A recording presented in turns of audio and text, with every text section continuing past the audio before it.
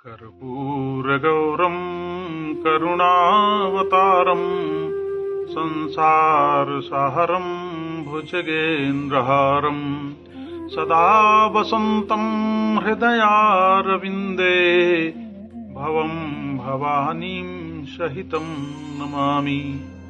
गुरुर्ब्रह्मा गुरुर्विष्णुः गुरुर्देवो महेश्वरः गुरुः साक्षात् परब्रह्म तस्मै श्री गुरुवे नमः।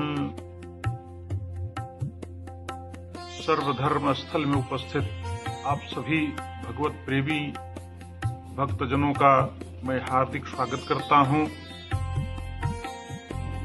आज का प्रसंग यह है कि सारे संसार के प्राणी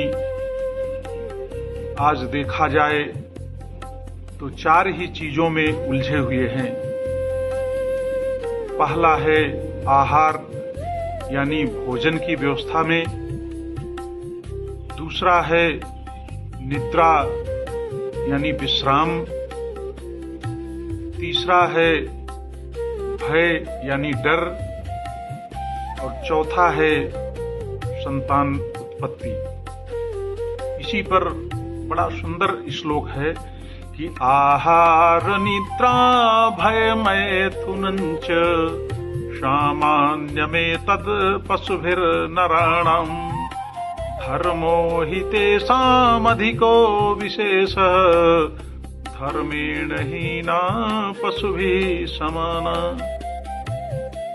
यानी भोजन, निद्रा, भय और संतान उत्पन्न करना यह मनुष्यों में और पशुओं में दोनों में समान है। इस स्तर तक दोनों में एक समानता है, लेकिन धर्म यानी कर्तव्य कर्म ही एक है जो पशुओं से मनुष्य को अलग करता है। इसलिए हमें अपने कर्तव्य कर्म के प्रति सुदृढ़ होकर के कार्य करना चाहिए। यदि बात भोजन की जाए तो भोजन तो चिड़िया, मधुमक्खियां या अन्य जानवर भी किसी न किसी प्रकार प्राप्त कर लेते हैं।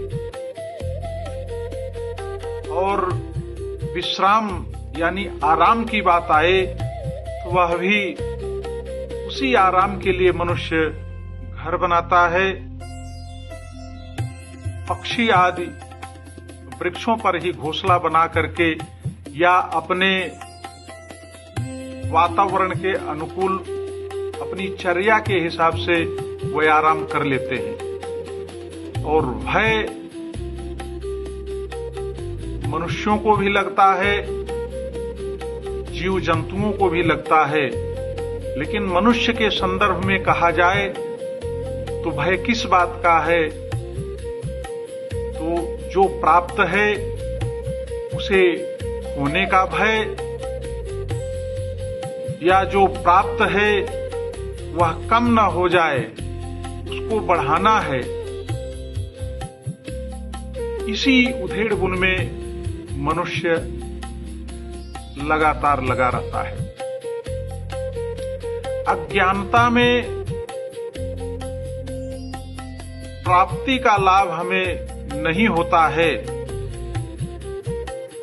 बहुत सारी चीजें हमारे जरूरत की हमारे पास हैं, लेकिन और लालसा के चक्कर में जो हमारे पास है उसका हम आनंद भी नहीं ले पाते हैं। यदि कहा जाए कि अज्ञानी व्यक्ति कौन है तो सीधा सा उदाहरण है कि जो भी प्राप्त है उसमें अज्ञानी व्यक्ति जो है सुखी नहीं होता है। जो प्राप्त है उसका वह व्यक्ति आनंद नहीं ले पाता है। जबकि जितना अपने पास है यदि उसमें वह आत्मसंतुष्टि रखे तो उसको सुख, शांति और सुकून प्राप्त होगा। व्यक्ति को चाहिए कि अपनों में कर्तव्य बुद्धि रखें, राग बुद्धि नहीं होनी चाहिए। क्योंकि यदि हम अपने संतानों के प्रति, परिवार के प्रति राग बुद्धि रखेंगे तो निश्चित तौर पर दुख ही प्राप्त होगा, क्योंकि अपेक्षा ही दुख की जननी है। मोह शकल व्याधिन कर मूला, गोस्वामी जी ने बड़ा सुंदर कहा है कि मोह ही सभी व्याधियों का मूल है। तो जीवन के समस्त दुखों का जो हरण कर ले उसे ही हरि कहते हैं। इसलिए हमें हरि यानी भगवान के शरण में जाना चाहिए।